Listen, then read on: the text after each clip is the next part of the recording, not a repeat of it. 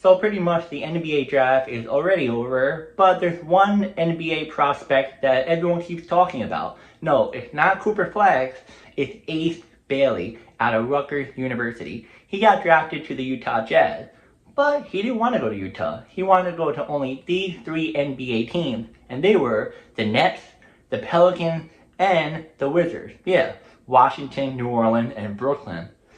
Yeah, so why did he choose only those three teams and decline the others? Well, let's get into it. So first up, declining workouts. So Ace refused to work out or interview with several teams picking before and around Utah's pick, including the Philadelphia 76ers, and skipped visits with Utah as well. This behavior raised red flags about his professionalism and willingness to play for certain franchises. Preferred destination, Wizards, Pelicans, and Nets. So his rep told a lot of teams that he was targeting Washington, New Orleans, and Brooklyn. Franchises pretty much are offering a clear path of playing time and stardom. In particular, the Nets considered trading up the top 5 picks to secure him, driven by his elite athleticism and upside. Disappointment on draft night. When Utah selected him with the number 5 pick, Bailey appeared pretty much upset. Though his comment, "I control what I control," suggesting he's managed the situation professionally. This reaction underscored the limited influence players have in the draft. Teams decided where you go. And last but not least, the upside still shine. Despite the destination drama, analysts still rate him as a top 3 talent. Others compare his approach to NFL stars like Eli Manning and John Elway when they got drafted, and suggesting he is making a pretty interesting, strategy type of move. Most NBA reps believe that regardless of the team, Bailey's athleticism and shot-making abilities secure his elite draft position. So the summary of this is that he did not want to go to all of these other NBA teams except for the 3 I just told you, and because he just wants more playing time and he wants to be the star of the team, which we all pretty much would like to have that, but I'm going to give you guys my thought right now. So don't get me wrong, all of us want to have a team that we want to go to. We do not want to go to a small town like Utah. We do not want to go to a bad organization like the Kings, but we want to go to a good organization like the Celtics. But the thing is that they don't need you as bad.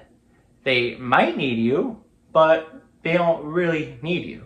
Now, where this shows him as a player, as a human being, well, he is very young, he is talented, but you're not LeBron James.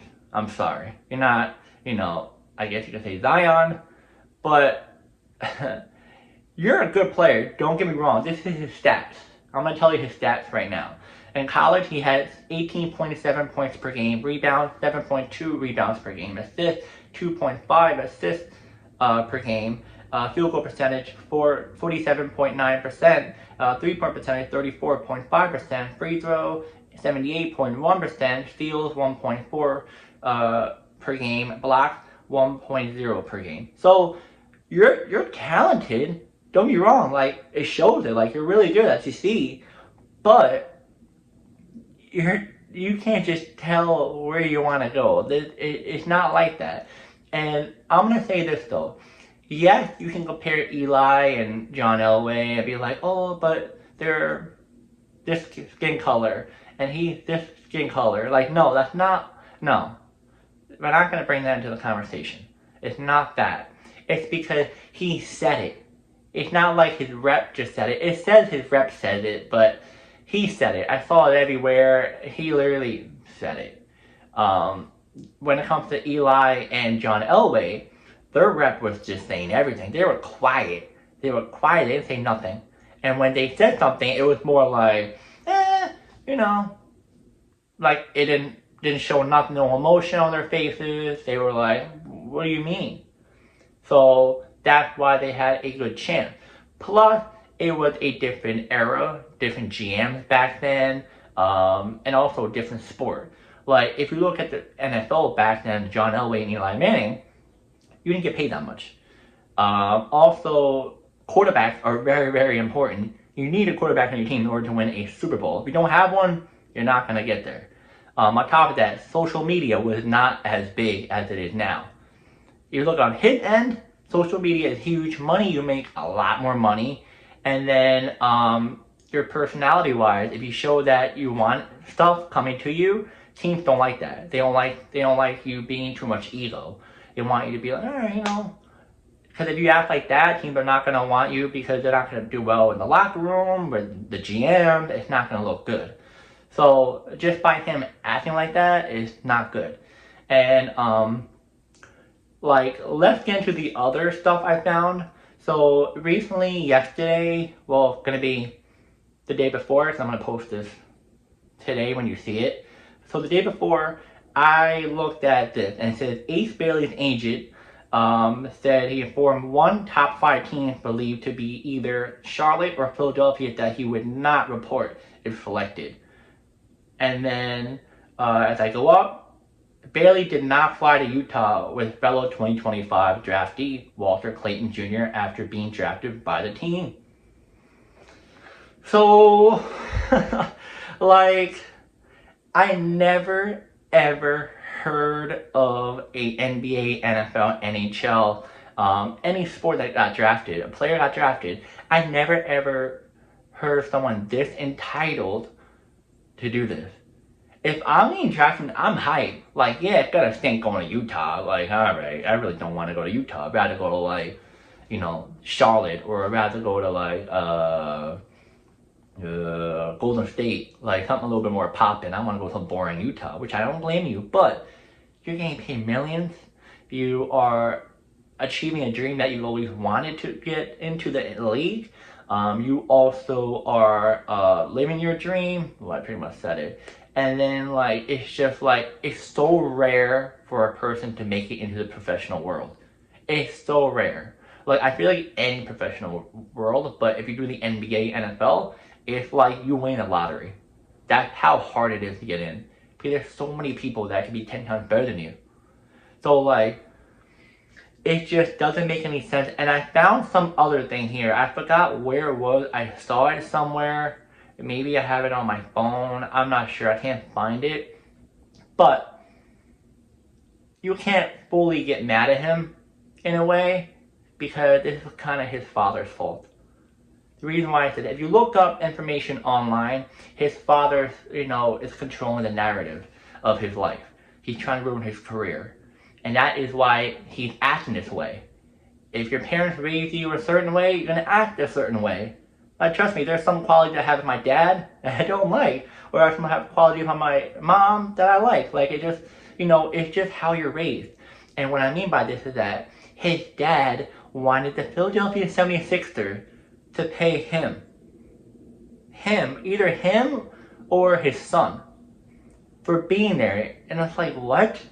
I never ever heard of a parent, of a manager, of a player to ask to give them money because they're interviewing them to get drafted. You're lucky to get into the league. You're so lucky. And your father's telling you, give my son or give me money because I'm here. What? That's like me going to a job that I'm the best of the best. And I'm alright, can you pay me $100 because I'm here for the interview? They're what? We don't need you.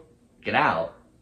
You're lucky the NBA team see your son as a good player. Because if he wasn't a good player, they wouldn't even, you would be bye.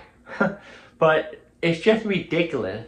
That's why I'm saying the father's influencing him so much that he's acting this way. That's why he's not going to Utah right now. Because his son wanted what he wants. And he's always getting used to what he wants. I'm just saying this is what I see. I might, I don't know the guy, but what I'm seeing is ridiculous. It might be wrong. If you guys know the guy and he's not like this, let me know in the comments. But from everything I've researched, everything I looked at, it shows the fact that the son needs to grow up. Yes, he's 18 years old or 20 years old. He's young. I was that age. I was immature. I didn't know any better. I was still growing as a person. But by doing this, If I'm his dad, I would be like, hey, son, go to the team now. You got drafted, it stinks, I get it. We don't want you to go to Utah, but be lucky you got into the league. Someone would be happy to take your spot. And yeah, this is what I got for now.